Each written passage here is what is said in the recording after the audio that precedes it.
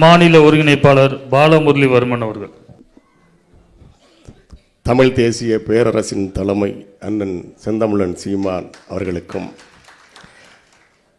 தமிழ் தேசிய அரசின் சட்டமன்ற உறுப்பினர்கள் அனைவருக்கும் வணக்கம். தமிழீழ தேசிய குடியரசை நமது தலைவர் ஏற்கனவே கட்டி உலகில் எங்குமே இல்லாத ஒரு பேரரசை, மிக சிறந்த குடியரசை அமைத்திருந்தார் நமது தலைவர். ஆனால் அதை உலகம் அங்கீகரிக்கவில்லை. அதனால் அது அரசாங்கம் அல்ல என்று ஆகிவிடாது.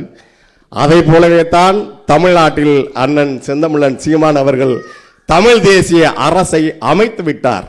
இன்னும் அங்கீகாரம் மட்டும்தான் மிச்சம் இருக்கிறது.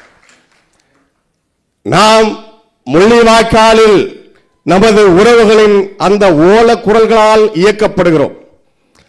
அதனால்தான் இப்படி இந்த அரசியலை இவர்கள் எப்படியாக இந்த 70 ஆண்டு காலமாக ஆக்கி வைத்திருக்கிறார்கள் என்று தெரிந்தாலும் கூட, நமது குடும்பத்திலிருந்து வீர வேங்கைகளாக, வேலு நாச்சியாளர்களாக இங்கே நமது தங்கைகளும் அக்காக்களும் கூடியிருக்கிறார்கள்.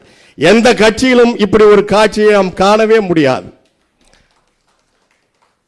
அந்த திமிரோடு தான் நாம் இந்த களத்தை எதிர்கொள்கிறோம்.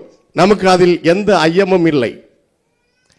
குடியரசு கோட்பாடு இந்த நாட்டில் உருவாக்கப்பட்ட பிறகு, ஜனநாயகம் என்று சொல்லப்படுகிற மக்களாட்சி தத்துவம் என்று இங்கே சொல்லிக் கொண்டிருக்கிறார்களே, அந்த ஜனநாயகத்தின் மீது மக்கள் முழுமையாக நம்பிக்கை இழந்த காலத்தில், இழக்க தொடங்கியிருந்த காலத்தில் உருவான கட்சி நாம் தமிழர் கட்சி. ஆனால் எமது மக்கள், இந்திய திருநாட்டின் மக்கள், தமிழ் தேசத்தின் குடிமக்களுக்கு ஜனநாயகத்தின் மீது நம்பிக்கையை மீட்டெடுத்து கொடுத்த கட்சியான கட்சி நாம் தமிழர் கட்சி. காசு இல்லாமல் இங்கே தேர்தலை சந்திக்க முடியாது. பணம் இல்லாதவன் இங்கே களத்திற்கு வர முடியாது. வாக்குக்கு காசு கொடுத்தால் தான் வெல்ல முடியும். பன்றி கூட்டங்கள் போல 10 கட்சிகளை சேர்த்து வந்தால் தான் வெல்ல முடியும். இது எதுவுமே கிடையாது.